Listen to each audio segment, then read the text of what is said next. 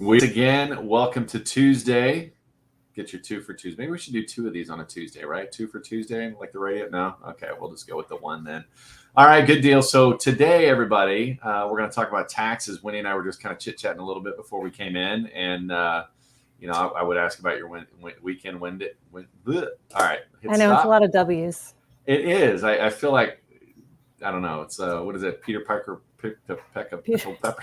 I can't even do it. All right, you get entertainment. Not only you get money news, guys, and money moves, you also get live entertainment. So here you go. So we're actually going to be talking about taxes today. We've been talking about inflation and things like that, but taxes are a big part of it. And we're going to talk about, are you headed for a tax nightmare? And most of you probably are. So we're going to talk about that. So do me a favor, click that share button down below. Make sure you're sharing with friends. Black Swan Money. Tell them we're going to get started and show you how to save on income tax. And we'll get started in just a second.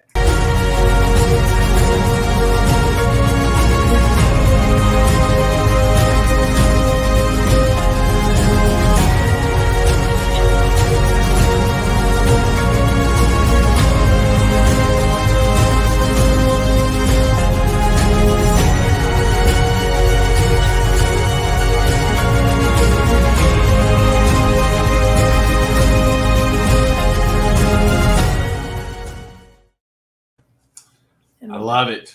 And we're back. We're live. So welcome back. So things good in your world, Wendy Lee? Amazing. Busy. Know, right? That's Amazing. Good. That's good. Yeah, we've been crazy busy too with everything going on in the economy and people just, inflation. And so I thought it would be a good idea to talk about something else that's going to impact a lot of people down the road because of what's happening today. Is income tax, and we're going to talk primarily about federal income tax. Obviously, there's a lot of state income tax out there too. Choose your state wisely. But today's going to be primarily around the IRS and federal taxes and things like that, and what's really going on and what you can expect. And are you headed for a tax nightmare? The vast majority of us are, just like I said earlier. So what do you think I mean by that, Wendy? I know we kind of chatted a little bit about it, but yeah. Well, I think, we're all taught a certain thing, right? How to handle taxes and what works for today, right? But most of us are not thinking long-term retirement years about what taxes look like then. Yeah. Well, and it goes back to some of that instant gratification too. We think, oh, I'm saving in taxes. What are we talking about here? So most people have their retirement set up in a 401k, a 403b, or an IRA, right? And these are what are referred to as tax deferred, not tax free, tax deferred accounts, right? And that's the whole, I'm not paying taxes today, I'm paying taxes down the road. Right. And we're sold a bill of goods on why that's a good idea, but we're actually going to walk through the logic and the thought process behind it today.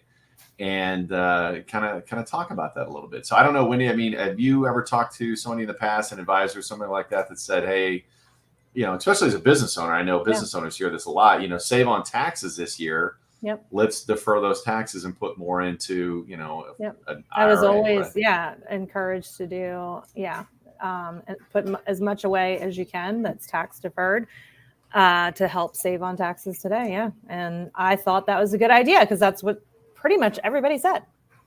Well, let's talk about that. So why does that sound like a good idea? Because I mean, on the surface, it's that makes total sense. Why wouldn't I do that? Right. Right. And it's because of what happens later, right? Where it's short-sighted. Yes. And yeah, we'll get into it. I'll kind of let you lead the conversation so I don't. All right. No. That's totally fine. So that's exactly what it is. We're told, hey, save on taxes. And they're not lying to you. You do save on taxes, right? So let's kind of look at how you're taxed in America. So if I can do this properly here, we'll see if I can and make this happen, right? So let's see. There you go. Oh, check me out, man. I love it when technology comes together. So you can see the slide, right? Yep. Okay. So this is something we talk about with our clients and things like that as we walk them through that first introductory. So there's three ways you're growing money in America. We're not going to talk about that. We talked about that before, the fixed, variable, and then index. Fixed, you know what that is. That's your bank account. Variable, That's your 401k. You get the ups and downs of the roller coaster. You hope you end up on top. But even if you do, you still end up losing money along the way. And then the index strategy or protected asset class, that's where you get gains, but a lot of them have what's called a hedge or a safety net, right? That's a simple word for a safety net. And basically you don't lose money in a down market, but you do get the gains. So that's growing. But the big thing is, and just as important, it's not how much money you grow, it's about how much money you keep. Okay, so we're talking taxes now. So this is the ABC, right? Excuse me, the 1, 2, 3. So A is tax now, get you on the front and back end. Okay. Tax later, this is primarily what we do in middle class. This is the tax later strategy, meaning you are going to pay taxes. Okay. And you're saving money today, and we're told things like you'll need less money in retirement. Okay. Do you honestly think you're going to need less money? If you're making $150,000 or less today, do you really think you're going to need less money down the road? And here's why I challenge that. Number one, you've got inflation. Right now, at the time of this video, we're sitting at 9.1% inflation this year. So, you think, okay, easy math, say 10%. So my dollar loses 10% of buying power each year. So imagine if that went on for 10 years. That's your dollar is now worth, half, right?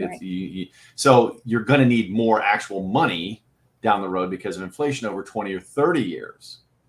Okay.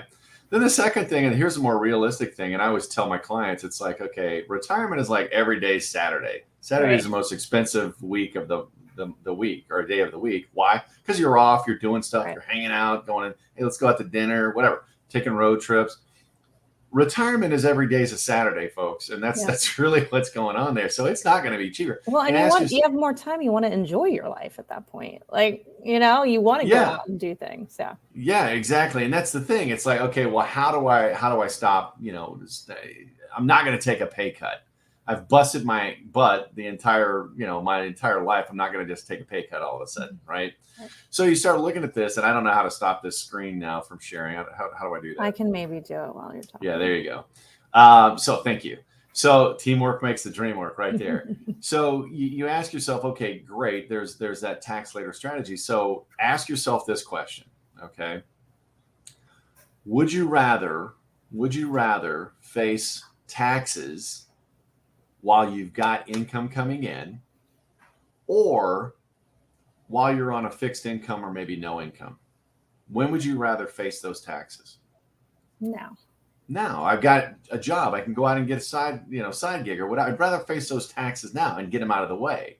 And here's the other question.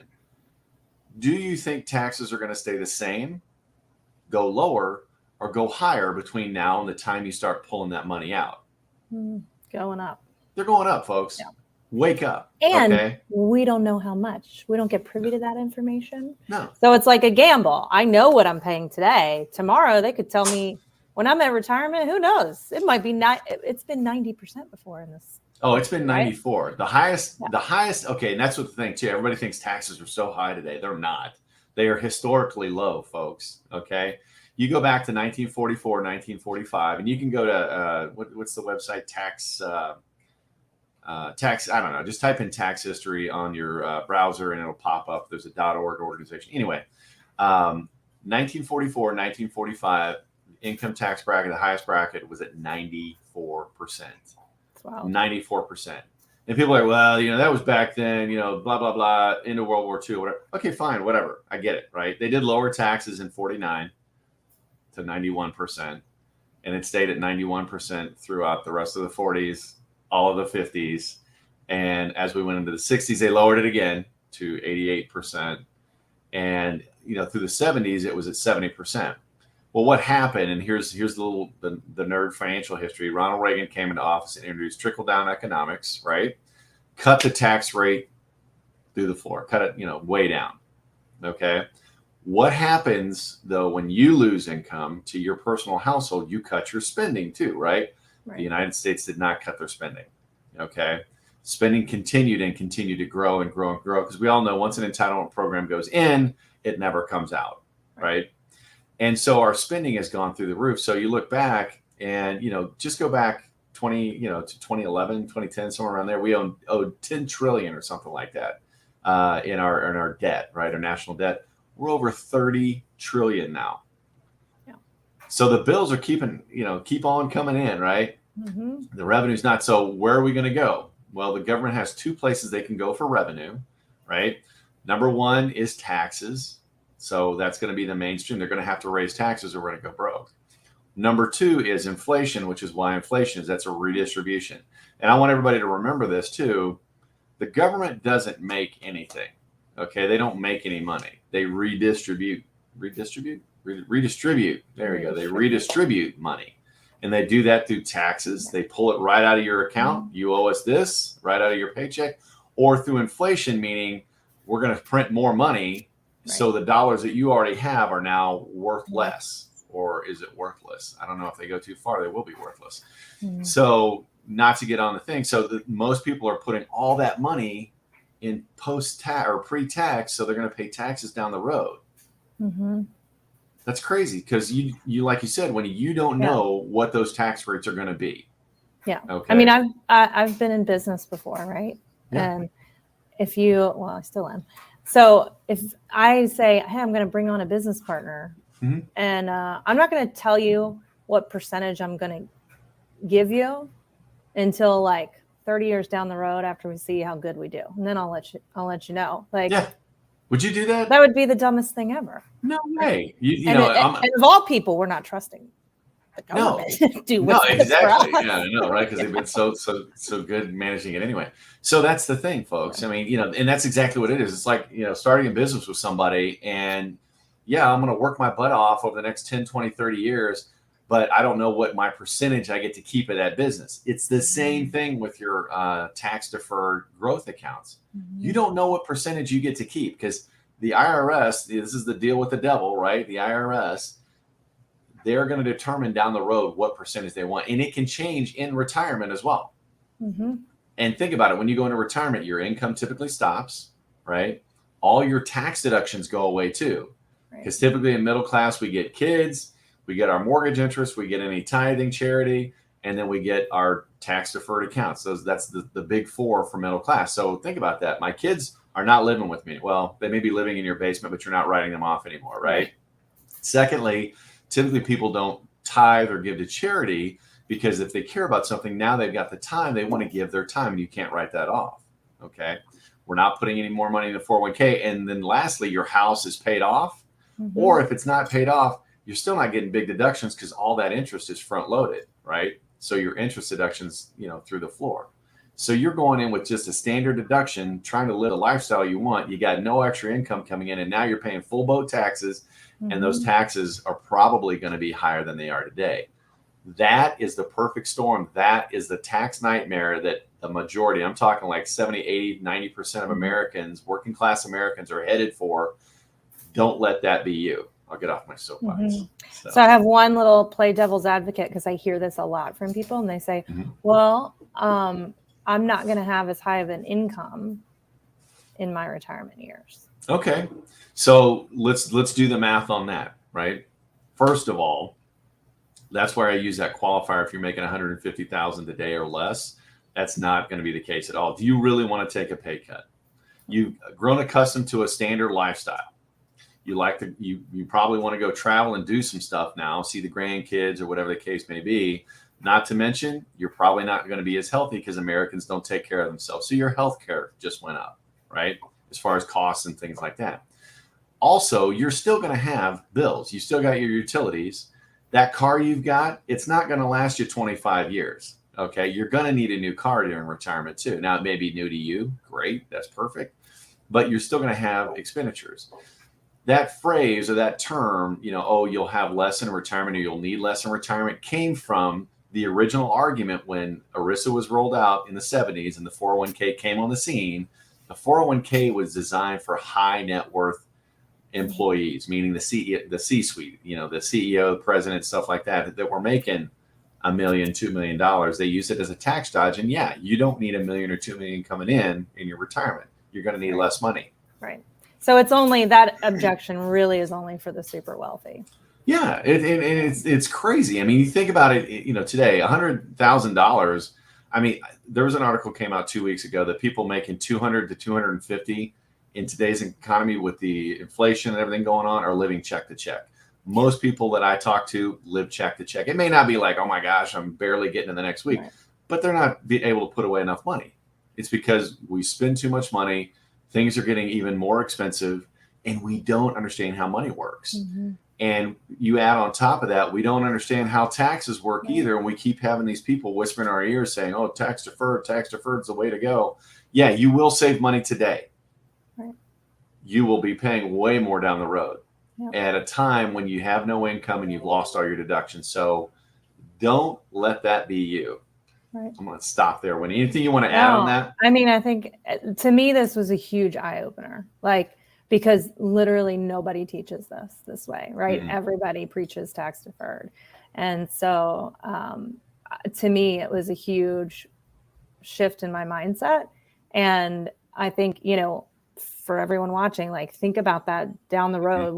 We're such a world that we think about everything is immediate, right? Yep. We shop on Amazon and it comes to our door, if not, same day to the next day, right? Yep.